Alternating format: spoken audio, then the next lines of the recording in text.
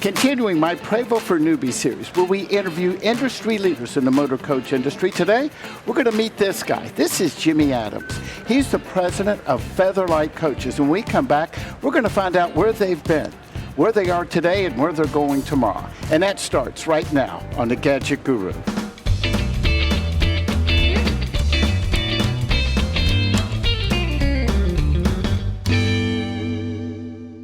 We're at the Prevost Expo in West Palm Beach, Florida. And Jimmy, I have to tell you, you and I have been trying to sit down together for months. And I have to tell you, you are a moving target. I know one time we were going to meet down at your Sanford, Florida location.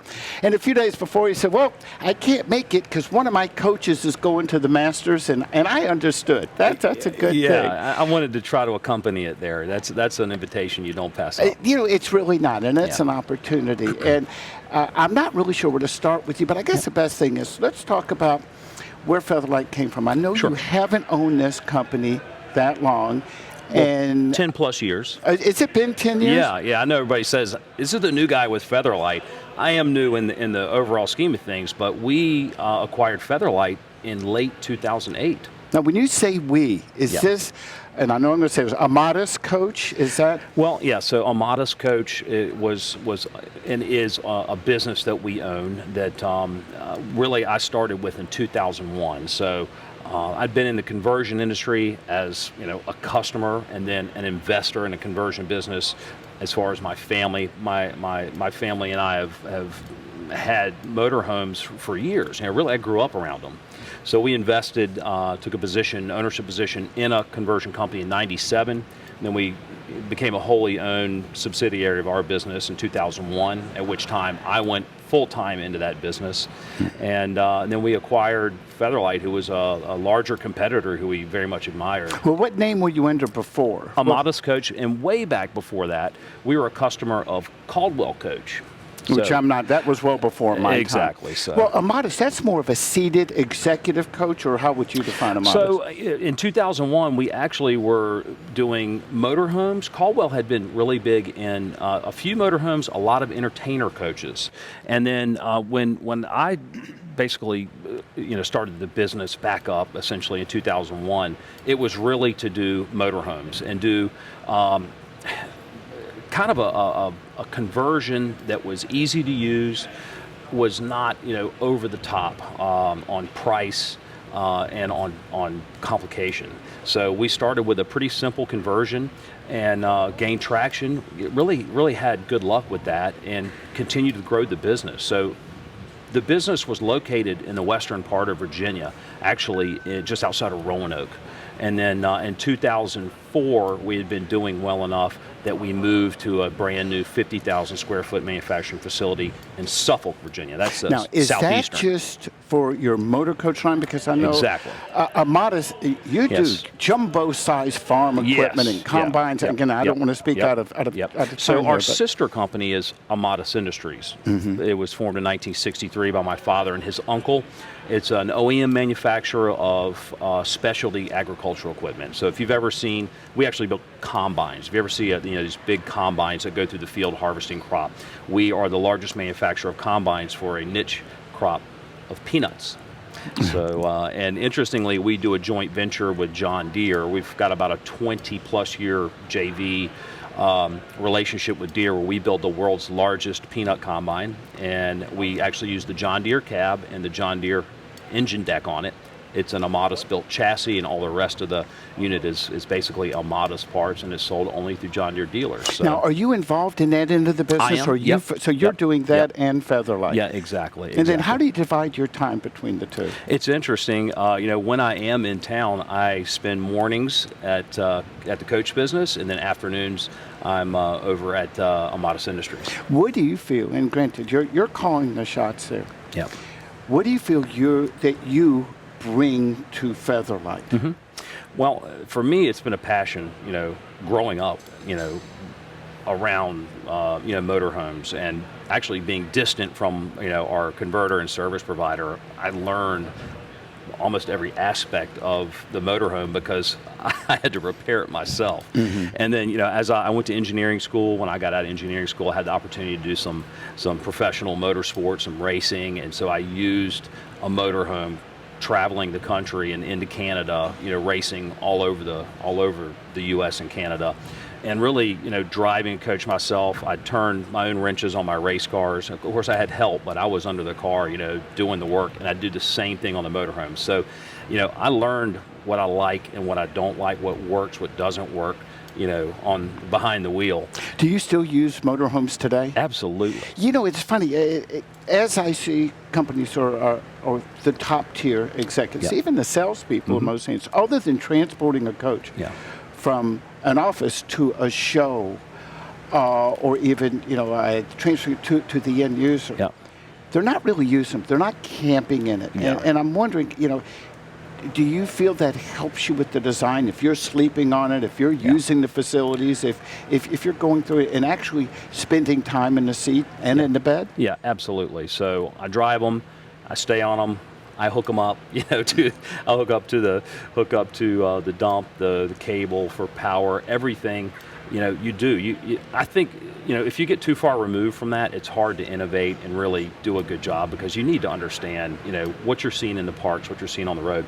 And we make a point, now that my kids are old enough to travel pretty easily. Mine are 8 and 10 years old now. That's been a big part of our year every year. We do at least a week motor coach vacation basically every summer. So we've had some phenomenal trips just out exploring this country. See, that's really good to hear. Now, let me play fact or fiction with you. There's when I tell people that I'm going to interview, they say, Jimmy has the big business, the farm equipment. This is just a hobby to him. Is this fact or fiction? Is Featherlite a passionate hobby, or is this a long-term business? This is a passionate business for the long term. We've got major investments that we've made, over the years. I've got 15, 20 years of my life dedicated to this. This is a lot more than a hobby. And I'm very happy to say we're very fortunate that it is a profitable business. We are also very fortunate to have, a very steady business in the manufacturing with Amadas Industries that is really counter-cyclical to, luxury, the luxury marketplace. When the luxury marketplace is down, agricultural industrial equipment is typically unaffected. That's a real good point. So it gives us those footings where, as an example, I couldn't have afforded Featherlite Coaches, in 2004 or 5. It's a significant enterprise, but we were on strong enough footings that, when the industry got crushed, as 2008 and 9.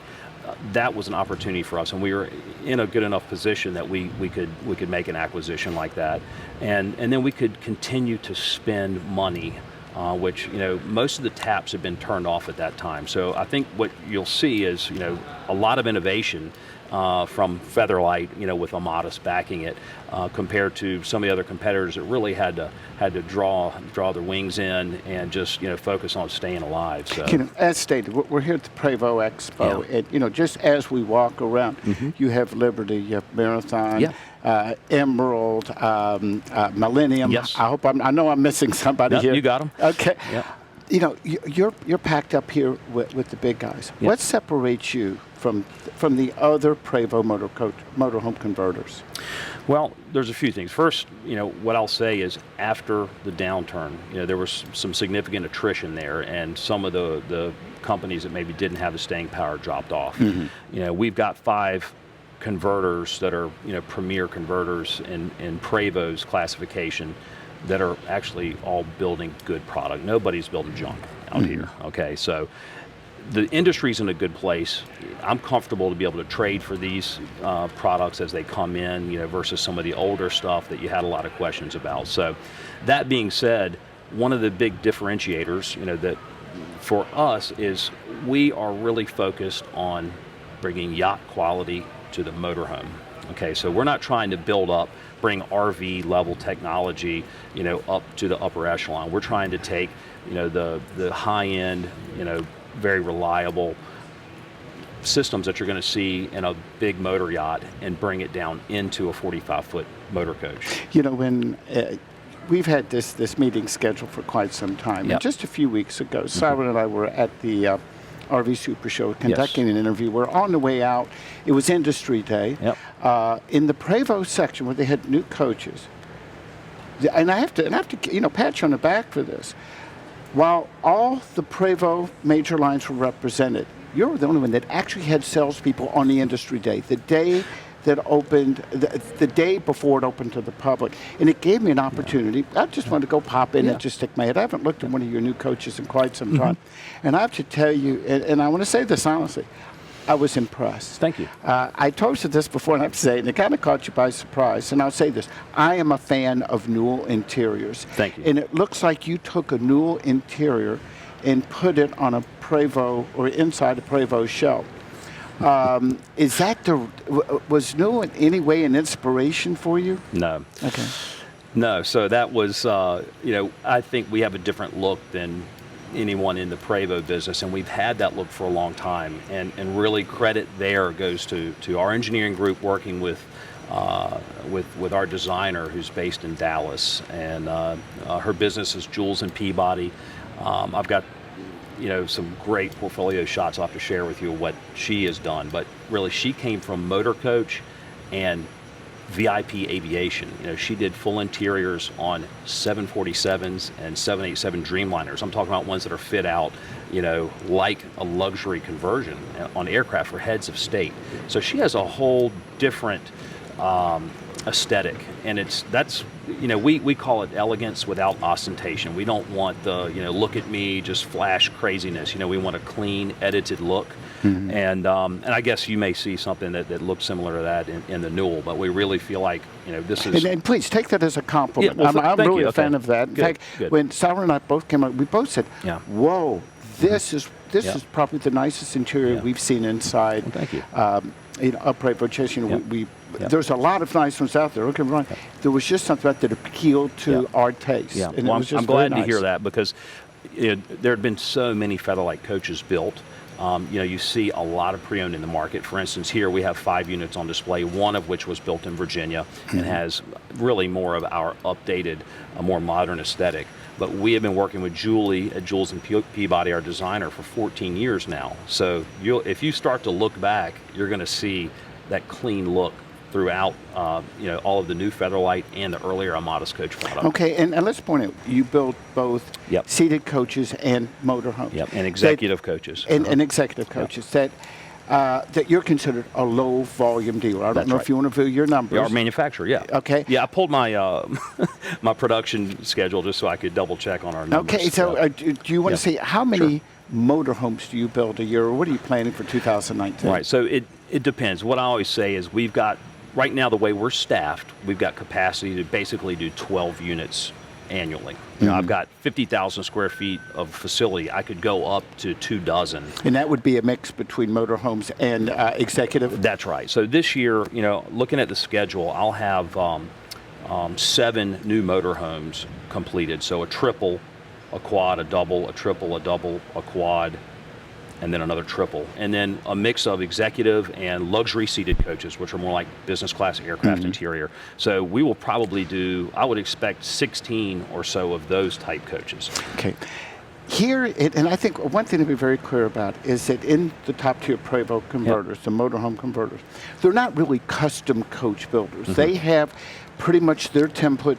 They will make minor alterations. Yep. If somebody comes to you, do you do custom coaches, or do you stick to your templates? No, we absolutely do custom, and that, you know, it's a help, and it can be a bit of a hindrance because it does take a lot of management, you know, to make sure that, you know, the customer's preferences and really what they want is identified, is clearly communicated to engineering and production, and it takes management throughout that whole process.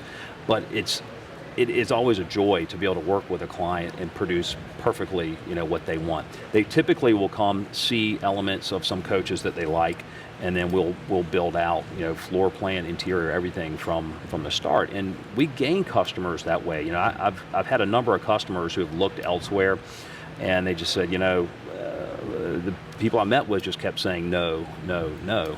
Like, I know what you mean, because I'm currently in the midst of considering. I'm not trying to pull anybody's chain or anything. Sure. But I'm taking my time looking around. I have 2 buses now. I want to go down to 1. But I know something now that I didn't know 2 years ago when I bought my first Prevost. I know how I'm going to use it. I have a better idea of the layout, features, and functions that work for me, and it might not work for the next person or the person down the street. But that's part of when you're shopping. You need to have that synergy and be on the same page with the converter that they're willing to do that.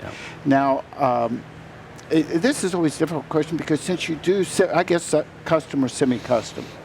I've asked this question of the converters too, and it's a difficult one to answer because everybody's going to have different wants, needs, and desires. But when I look back at the Class A RV industry, one thing that's just an aggravation, you read about in the forums all the time, is that artificial retail prices. That you look at a price, it's 25 to 35% off, depending on seasonality and inventory. When you look at Prevost conversions, or specifically, if somebody is interested in a Featherlite, knowing they can do all kinds of accessories, what sort of budget should they have in mind? So you're sitting on the edge of your seat? Well, don't worry, sit back and relax because Jimmy is going to address the pricing question in just a moment in part 2. He's also going to talk about slides because I had questions and I'm sure you do too. Is Featherlite using their own slides? Are they using Prevost slides, or is it a combination? Well, I asked the questions, he's going to give us the answers. We're also going to talk about a topic that I've been hearing more and more about lately, and that's about weight. After all, the name of their coach is Featherlite. Do their coaches leave the factory a little bit too heavy for motorhome use? I asked, and you're going to hear his answers. We'll also talk about lithium batteries and options and where Featherlite is today and where they may be going in the future. We're also going to talk about Vantari. What is Vantari? And is every Featherlite coach a Vantari? We have that and a lot more, so stay tuned. Here's a link to part 2.